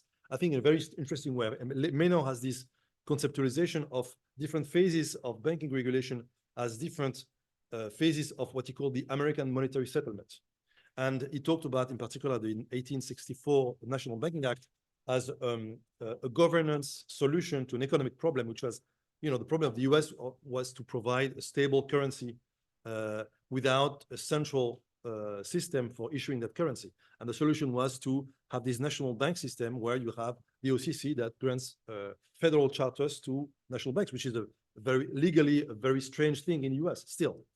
And I think that's, you know, part of the story about the transformation of banking regulation has a lot to do with this interpretation of how to take the words by Omarova and Roque. The finance franchise has been built around the monetary kernel, and again, how this transformation is also one of the reasons why there was a move from boring banking to roaring banking. I mean, there are debates today about the US. When you talk about crypto in your book, there are debates about fintech, about the fact that the OCC has been trying to extend the banking franchise, the bank charters to fintech companies, raising the opposition by US banking legal scholars who oppose that move. The third, and then there is another one. The third question that was raised by the book was the role of institutions. We've also, Alberto showed some of the graphs showing the frequency of financial crises, from the book by Reinhardt and Rogoff, and the tranquility of the period between the 1930s and 1970s. Now, and in your book, you talk a lot about, which I think is very, very important, the interconnection between interests and ideas, especially in connection with the economist profession. But political scientists would add institutions. And Giovanni just talked about the fact that we missed a window of opportunity. So there are some approaches, I think, which are interesting, even though from a very different ideological point of view of a departure. The ones by Calomiris and Haber. Calomiris, of course, has a different outlook on banking, but his book on fragile by design, on banking regulation in the US and Canada, I think as a very important point in which he says, what happened to the banking sector in the US over the past 70 years is somehow determined by what happened during the critical juncture of the 1930s, where a mix of interests and ideas led to institutional reforms that paved the way for a certain type of banking that endured for a very long time. And I was wondering, but how can you, so Giovanni said, the problem is to find the window of opportunity. Another problem is what kind of institution, or how can we tackle institutions in a way that supports your reform agenda? And this requires a good understanding of the institutional dynamics as well in the transition from boring to roaring banking. One of the key dynamics was, again, institutional drift. Again, you mentioned the Federal Reserve, the SEC. The OCC is also a very, very clear case of institutional drift, where the regulatory agency in charge of maintaining the safety and soundness of banks actually debased that and undermined that throughout the years. The final two things. One is the solution. I am very much personally in support of the public banking movement. You cite also a book that I co-wrote with Kurt von Mettenheim. And yeah, thanks. And he was very much involved in the public banking movement as well, and the staunch believer in that. But and there is a lot of now going on not in the financial sector, but in the corporate sector as a whole, that is oriented towards mission and reforming the mission of the corporation. So in the US, you have the benefit corporations, for instance, BCs. In France, you have the Société à Mission, which is a new thing that was invented a few years ago, supported by several legal scholars and governance scholars. And those are, again, governance solutions to a common good problem. But I'm wondering whether is that really well, of course, it's not the only solution, and it's an important part of the solution. But if you look at similar governance solutions in history, in particular the history of Europe, where we had cooperative banks, for instance. So you might argue that cooperative banks, for a very long time, were a governance solution to a common good problem. Okay, but cooperative banks have been under a series of attacks from the outside, and from the inside, there has been an erosion of incentives to continue to be very different and to propose a different model of banking. If you look at Italy, for instance, there were a series of reforms in the past 10 years, which clearly contributed to the erosion of the distinctiveness of cooperative banks. And it was supported by parts of the cooperative bank movement, because there are some actors inside. We are convinced that, they need to be bigger, they need to be more bank-like, meaning more commercial bank-like. So if that's the problem encountered by cooperative banks, then what protects us from having the same problems in the future, characterizing public banks as well? The last thing, the very last point has to do with democracy. Of course, Europe and the US have very different histories on that, and US has this I think, distinctive dynamic regarding finance, in which you have the pendulum between, to take the expression again that you use and that Alberto used as well, between decentralization and financial concentration. We don't have that in Europe because we have, again, a different history with regard to the fact that public goods were provided historically both by very local, very small banks, and we have a history of public development banks, for instance, in Europe. They're very different, like the Cassa Depositi e Prestiti in Italy or in France, which is the model for Italy, or even in KfW in Germany. So those are large public credit institutions that for a very long time were at the center of very articulate systems of public credit. And maybe so they were at the heart of a very concentrated system of credit that did not raise the same democratic problems that you point out, which are always there in the US. I mean, periodically, there is always Main Street versus Wall Street, and it has a lot to do with the local and decentralized democracy versus the concentration of finance. So my question here is, how can this be reframed again to tackle a more global problem of concentration of finance at the global level or in Europe, which is very different? Thanks again for this book.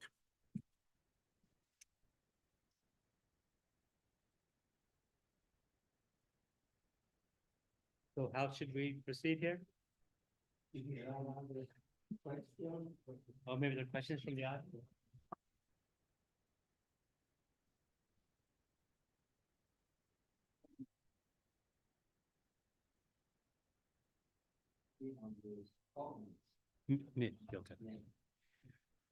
Wow.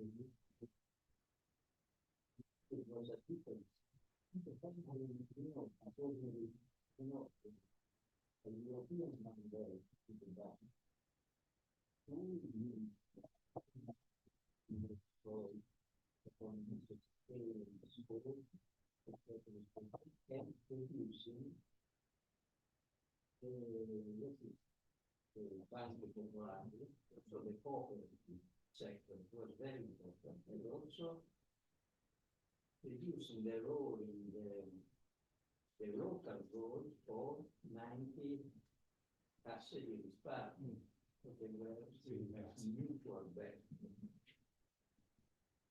It was a very successful and a very rapid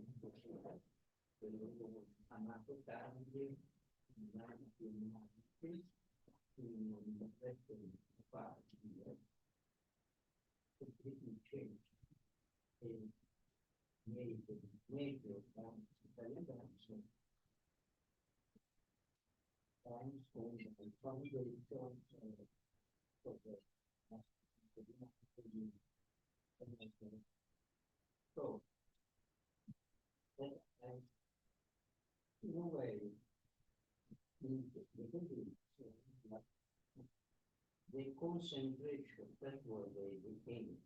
We are too small, and that was also the real interpretation of the bankers were, you know, main sectors. Because I remember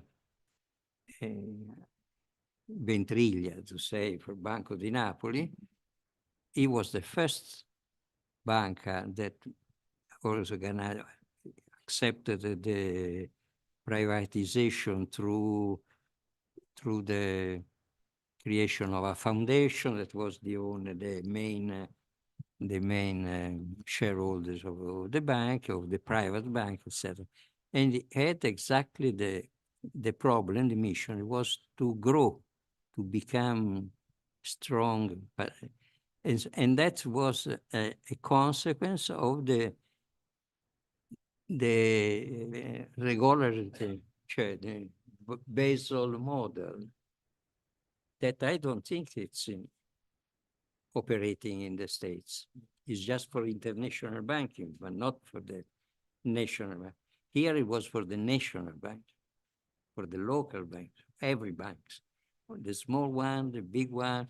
And this is, I think, that the restructure is completely also the idea that banks has of themselves, because they had to grow, to grow, to grow. And the idea was economies of scale, economies of scope. That was the most efficient way in a country like Italy. It was a dual country, north and south. Many years later, if we look to the results, we are very disappointing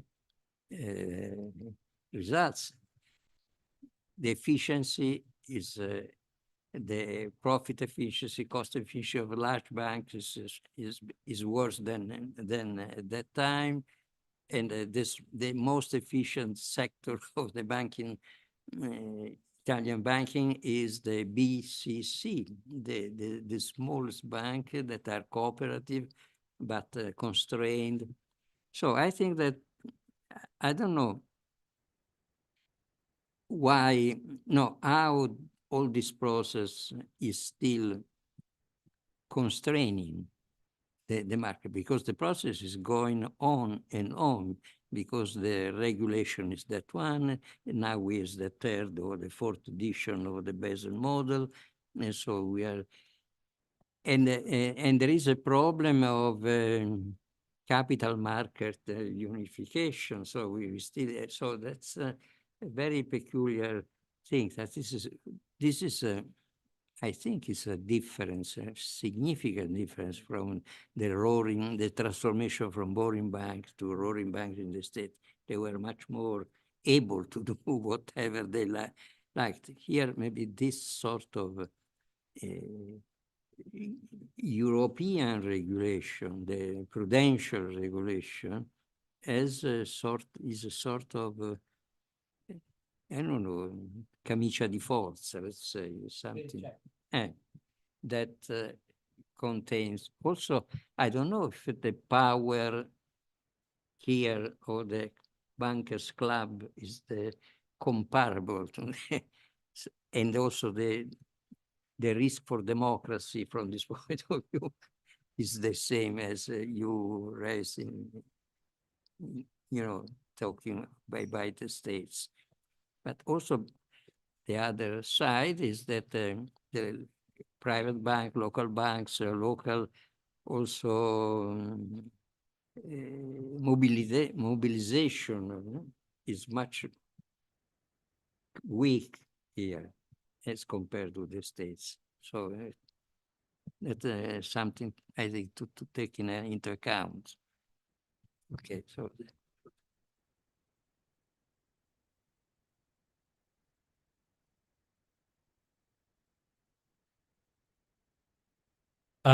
Well, first of all, thank you so much for all of your comments and the close reading of my book and the really interesting comments and suggestions.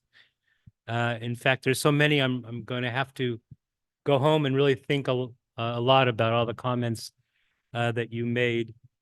I'll just try to address a few of them here. Thank you for that excellent presentation of my book. I think you understood my book very well. I think you, in fact, understood it better than I did. So thank you very much. So you asked several big questions. I think the economic foundations for the idea of productive versus unproductive is a challenging one. I think I was trying to think about some of the physiocratic distinctions, perhaps in the way that James Tobin was talking about them, in the sense of whether a firm or a sector is really contributing to the overall development and growth of the economy, or whether it's primarily extracting from it. So I think that's in some ways a simple-minded way of thinking about it. But to some extent, I was drawing on this literature called Too Much Finance, which is some papers, the IMF and elsewhere, showing a kind of a U-shaped relationship between the size of the financial sector and economic growth. After a certain point, it appears to lower the rate of economic growth, perhaps by drawing too many skilled and useful resources from some sectors to another sector. It's a little bit like the finance curse idea that some have written about.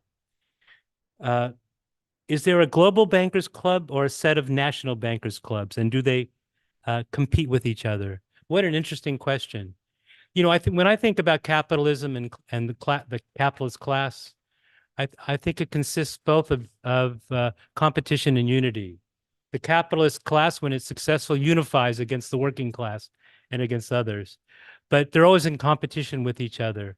And often that's why you need a state or some kind of broader institution to help, to act as the committee of the bourgeoisie, to help the capitalist class unify. But of course, they're always competing with each other. And I think if we think about this from the perspective of the global bankers club, if it exists, it's probably a combination of competition versus unification at places like the Bank for International Settlements, a key site, I think, where they try to, for example, unify. So is the aim of the bankers club money or power? What a good question. I think, being from the United States, I just see the two as being so closely aligned in that particular political economy, money and power, very closely aligned. I think, so that's how I've approached it. But I know there's libraries written by sociologists about this distinction and which is more important. But I think from my perspective, at least in the United States, they're very closely aligned. Giovanni, thank you so much for your broad contextualization, things that have changed, how they're are different. I think I completely agree with you that to really understand the complexity of a number of the things I've talked about, one has to understand them in the context of these complex changes. The challenge I had in writing this book, however, is, as I said, to try to simplify things in such a way that it doesn't, it's not too much at odds with the complex reality, but at the same time, cuts through this complex reality in such a way that it can explain some key features in a way that's useful. Keynes often said, and I'm not Keynes, but Keynes often said, the art of doing economics is to have the right kind of simplifying assumptions. And they have to be assumptions that are consistent with some of the complexity.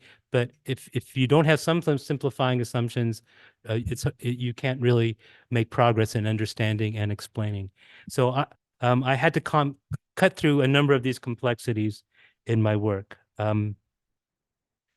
But clearly, to get a full understanding, one has to take more into account, as you said. Now, the question came up both in what you said and what Olivier said about the question of opportunities for change, financial reform.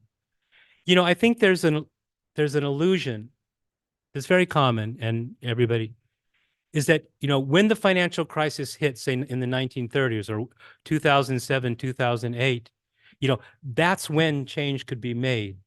But in fact, there are struggles going on all of the time.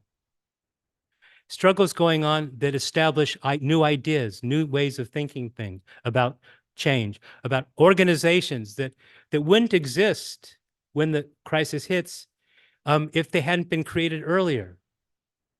So there's work to be done between crises, and you know this because you're students of Gramsci and you're students of, you all understand this, but there's work to be done between crises to develop the ideas, to sustain the institutions, to have the political forces in place so that perhaps when the crisis hits, you'll be able to take advantage of it.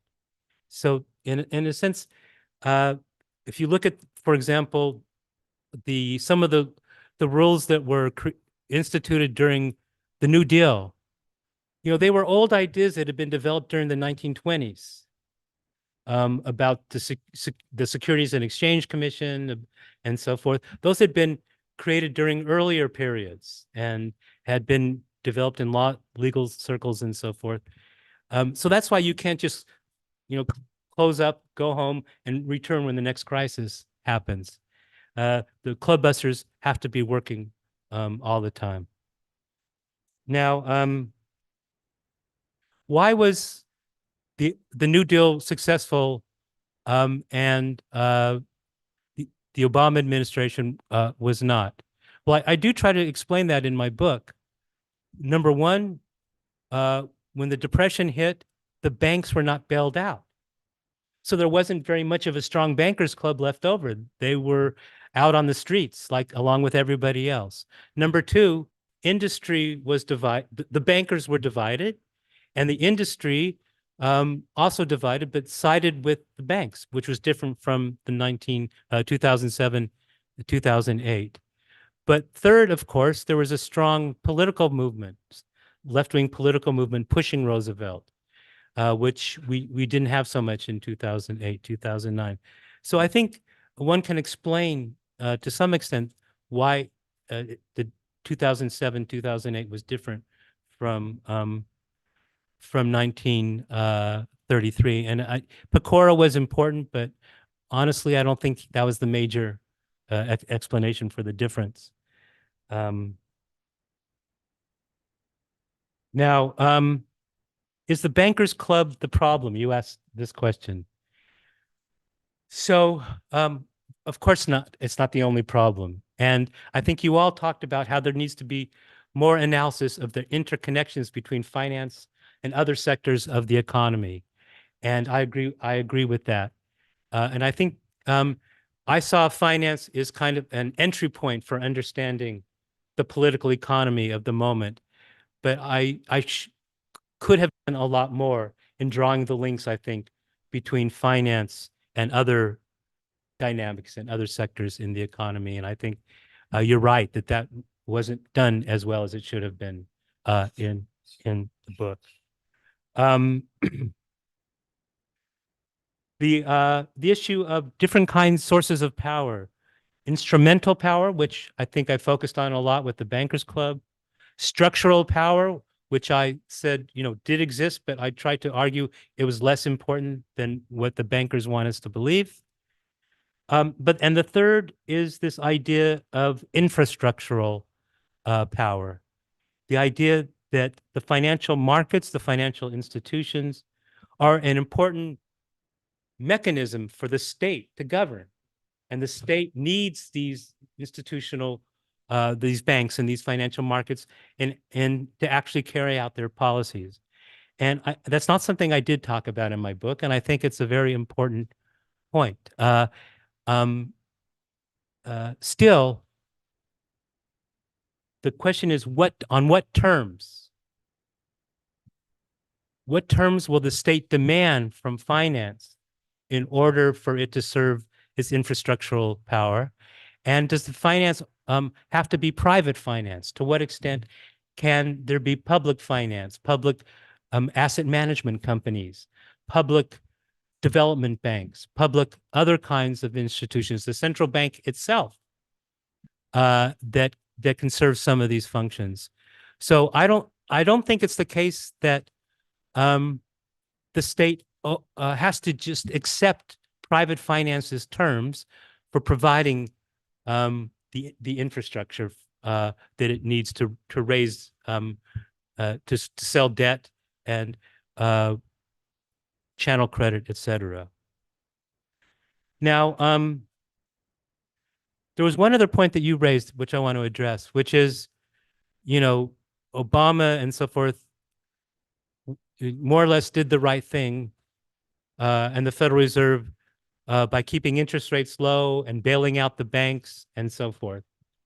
That's what they had to do. But I disagree with that. When the Federal Reserve and the Obama administration bailed out the U.S. banks, they required nothing in return. There were absolutely no strings attached, no demands made on the banks. For example, cut the bonuses of the CEOs, change the top management. When the Obama administration bailed out General Motors, they demanded givebacks from the unions, changing the management at the top, etc.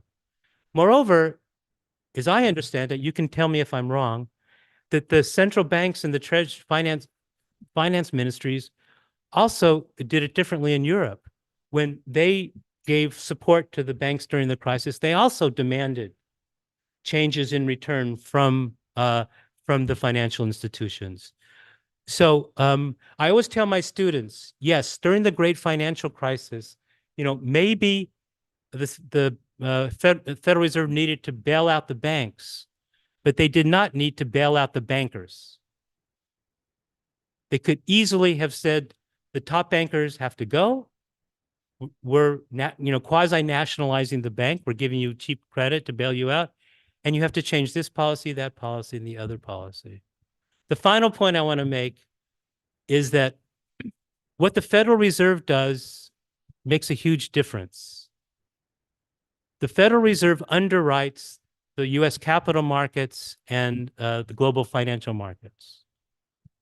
But speaking of the banking franchise and so forth, they don't.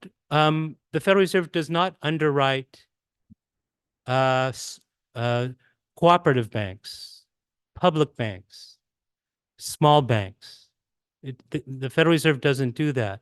If we wanted to have a truly democratic public central bank, the central bank would create a facility to give liquidity support, a lender of last resort support, and the other kinds of support they give to the mega banks, they would offer it to other kinds of institutions, community banks, cooperative banks, small banks.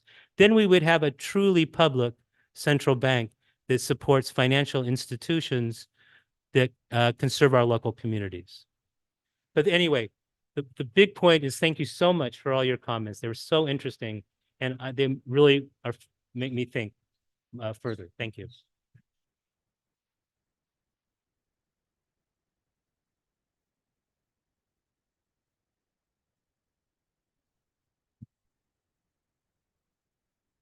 Grazie, credo che tutto questo viene registrato e lo possiamo quindi studiare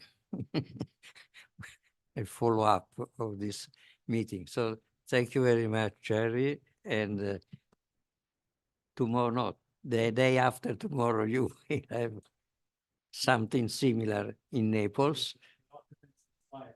Eh? Yes. Yes.